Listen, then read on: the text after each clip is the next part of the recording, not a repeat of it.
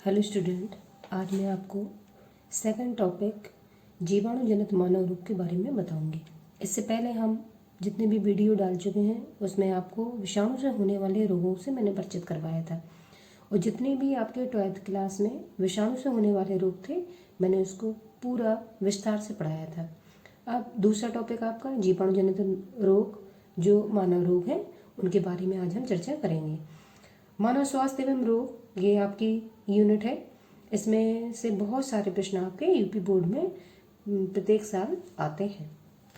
अब जीवाणु जनित मानव रोग का मैंने एक डायग्राम भी बनाया है, उससे आप लोग इजीली अगर क्विक रिवीजन करना चाहें तो उससे भी आप लोग रिवीजन कर सकते हैं। अब मानव में जीवाणु के द्वारा होने वाले कौन कौन से रोग हैं वो मैंने एक साथ यहाँ पे लिख दिए हैं। ऊपर देखिए आप लोग, मानव स्वास्थ्य एवं रोग ये आपके यूनिट का नाम है, लेसन का, और टॉपिक आपका है जीवाणु जनित मानव रोग। ठीक है, तो जीवाणु के द्वारा या इंग्लिश में आप लोग कहते हो बैक्टीरिया के द्वारा होने वाले जो रोग आपके होंगे वो मैं आज आपको डिटेल से पढ़ाऊंगी। इसमें मानव में आहार, जल, वायु तथा मिट्टी में उपस्थित विभिन्न प्रकार के जीवाणुओं के संक्रमण से अनेक रोग जैसे typhoid, diphtheria, tetanus, cholera, TB, leprosy, whooping cough, plague, syphilis, gonorrhoea इत्यादि, इतने सारे रोग आपके जीवाणुओं से होने वाले रोग हैं। अगर ये आप वायरस से होने वाले जो रोग हैं और जीवाणु से होने वाले जो रोग हैं, दोनों में अगर आपको मल्टीपल चॉइस के क्वेश्चन आते हैं, किसी भी कंपटीशन के एग्जाम में पूछे ही जाते हैं बायो से, और जो भी आपका 12th का एग्जाम होगा तो इनमें कंपैरिजन करने के लिए आपसे प्रश्न पूछे जाएंगे, और आपसे इस तरीके से भी पूछा जाएगा कि जीवाणु से होने वाले कोई 2 रोगों का विस्तार से वर्णन कीजिए। इस टॉपिक के खत्म होने के बाद किस तरीके के बोर्ड में प्रश्न आते हैं वो मैं उसके लेके आऊँगी। इससे पहले मैंने जो आपको वायरस वाला टॉपिक पढ़ाया था उसको टॉपिक को क्लियर करने के बाद मैंने बहुत सारे प्रश्न आपके 1 नंबर के, 2 नंबर के और आपके 3 नंबर के बहुविकल्पी और लॉन्ग क्वेश्चन जो आपका 5 नंबर में आता है, मैंने पूरे क्वेश्चन आपको डाले थे, और जो मल्टीपल चॉइस के क्वेश्चन थे वो भी मैंने आपको कराए थे। अगर आप पिछले वीडियो क्रम से देखेंगे जाके तो आपको सारा मैटर बिल्कुल डिस्क्राइब करके मिलेगा। जो इस साल पेपर दे रहे हैं उन बच्चों के लिए तो ये यूजफुल है ही, और जो फर्स्ट ईयर में बच्चे हैं और अगली साल 12th का पेपर देंगे वो अगर अभी से अपने नोट्स प्रिपेयर करते जाएंगे तो उनके लिए ये बहुत यूजफुल रहेगा। टॉपिक पे आते हैं, तो कौन कौन से रोग जो जीवाणु के कारण होते हैं? टाइफाइड, ठीक है, इसी का दूसरा नाम है मियादी बुखार। दूसरा डिप्थीरिया, ये बच्चों को होता है अधिकतर।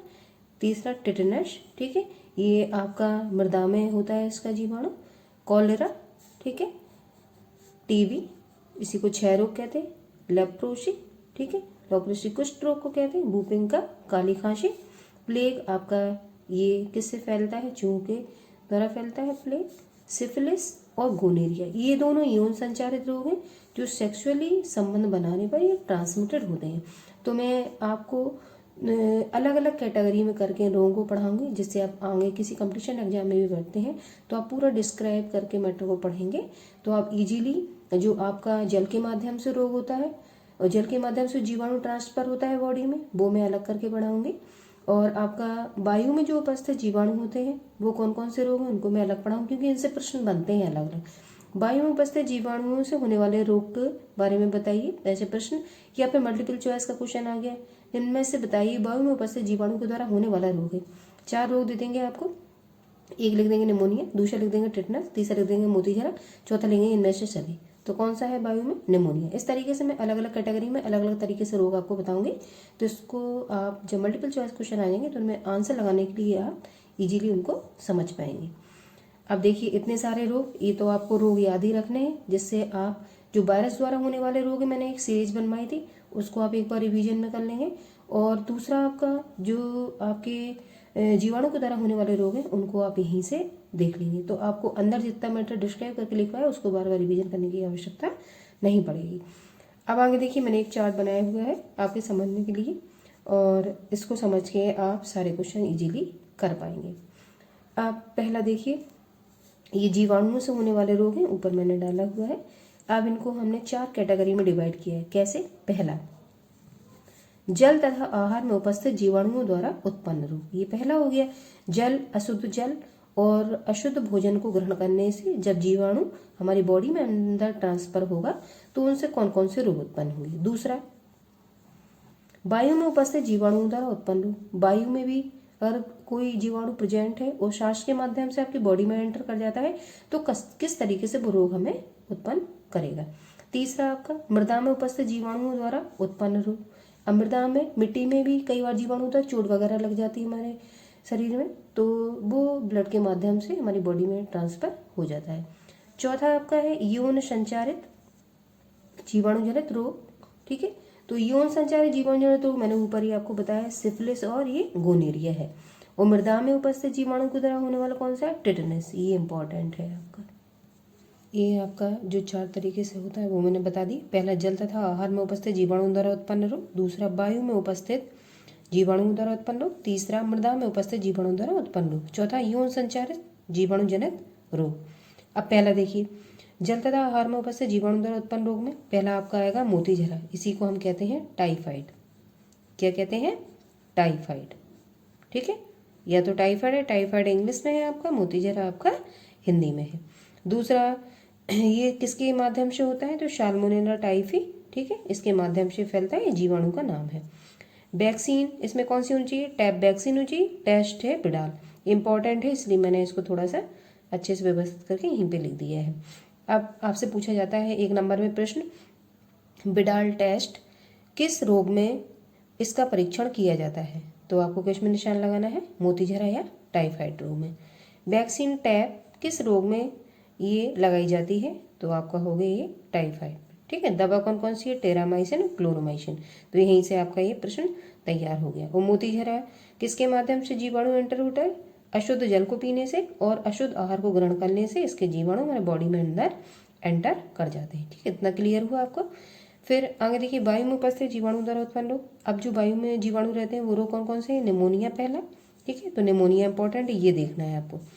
दूसरा आपका डिप्थीरिया, बच्चों में होता है, इतना खास इंपॉर्टेंट नहीं है। और अगला आपका है तपेदिक, क्षय रोग। ठीक है, ये इंपॉर्टेंट है। अब इसी को हम कहते हैं टीबी। क्या कहते हैं, टीबी। टीबी का फुल फॉर्म, ठीक है, टीबी का फुल फॉर्म है ट्यूबरक्लोसिस, जो बैक्टीरिया होता है वो माइक्रोबैक्टीरियम ट्यूबरक्लोसिस। ठीक है, ये इसलिए इसको हम कहते हैं टीबी। फिर अगला है काली खांसी, ये भी इतना इंपॉर्टेंट नहीं है। तो आपको 2 तपेदिक तैयार करना है और आपका निमोनिया 2 तैयार करने हैं, 2 आपके इंपॉर्टेंट है।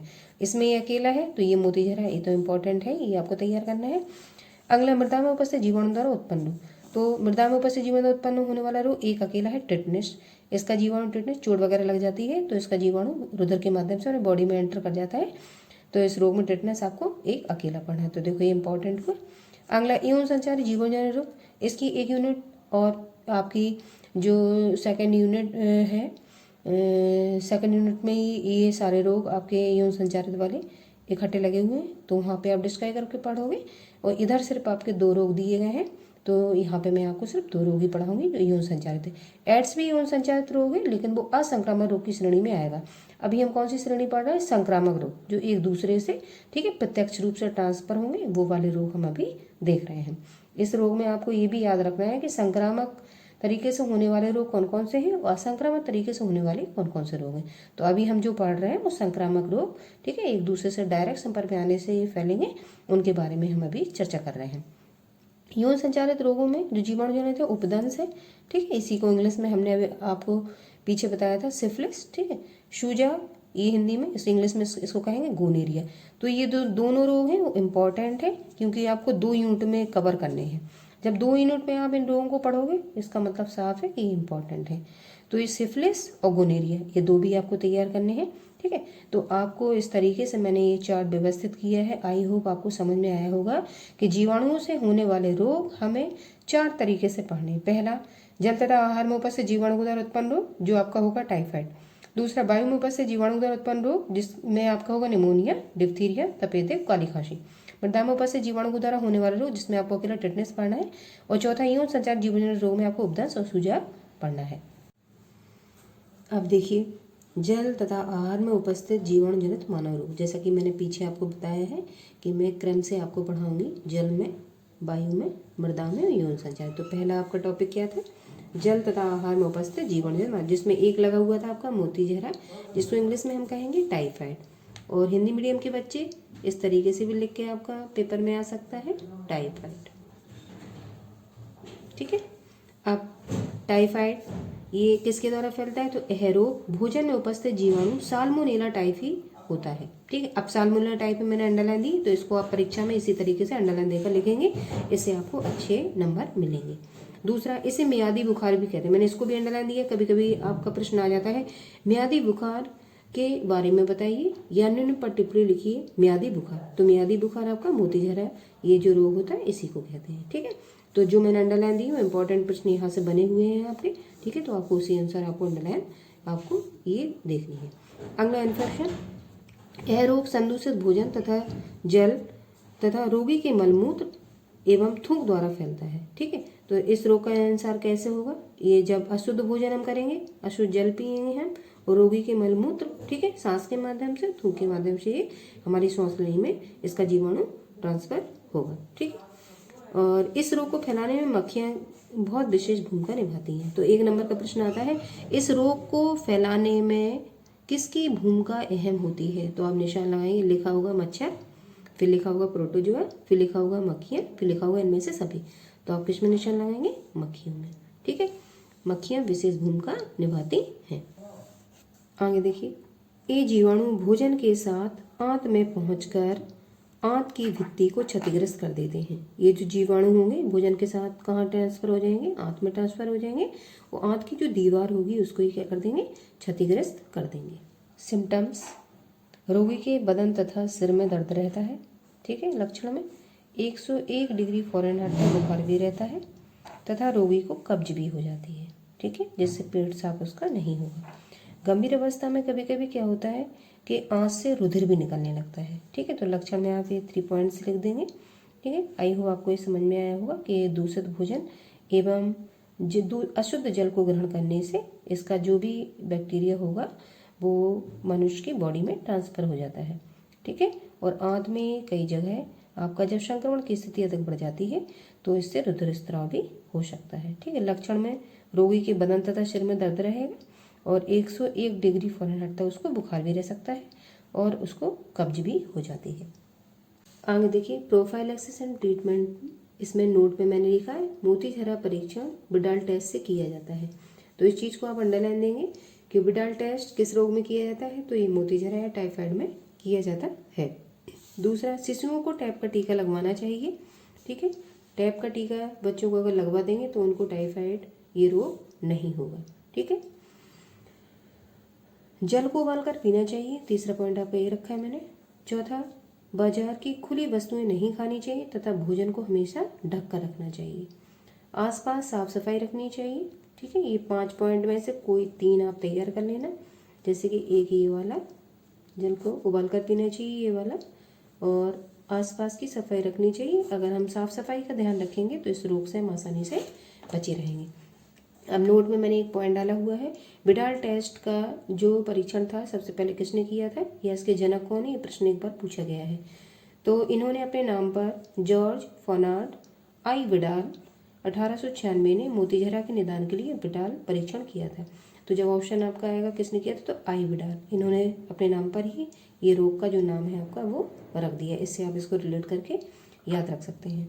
आई होप मैंने जो आपको ये बताया हुआ है लेक्चर आज या समझाया है आपको इजीली समझ में आया किस तरीके से आपको पेपर में आंसर राइटिंग करनी है और 2 नंबर में कितना लिखना होता है, 3 नंबर में कितना लिखना होता है। ठीक है। 2 नंबर में आपको 25 शब्द से कम नहीं लिखना होता है। 3 नंबर में, ये 12th के बच्चों के लिए मैं बता रही हूँ, 3 नंबर में आपको 35 शब्द से कम नहीं लिखना है और लॉन्ग क्वेश्चन में आपके 100 शब्द से कम नहीं होने चाहिए। और जो आपके 1 नंबर के प्रश्न होते हैं उनमें 1 शब्द या 1 लाइन लिखनी होती है। मल्टीपल चॉइस के क्वेश्चन में आपको सही में टिक लगाना होता है। ये आपका प्रश्न पत्र का प्रारूप रहता है। किसी दिन में आपको जो 12th का पेपर होता है बोर्ड में प्रीवियस ईयर में किस तरीके का पेपर आया है उसको लाने का प्रयास करूँगी। जो लेक्चर मैंने बैक्टीरिया से होने वाला आपको पढ़ाया है, मुझे विश्वास है आपको अच्छे से समझ में आया होगा। और जो इस साल पेपर देंगे वो बच्चे इसको कॉपी में नोट डाउन कर लेंगे और जो अगले साल पेपर देंगे उनको तो मैं पूरा जो भी विस्तार से उनका पूरा कोर्स है उसको कंप्लीट करने की पूरी कोशिश करूँगी।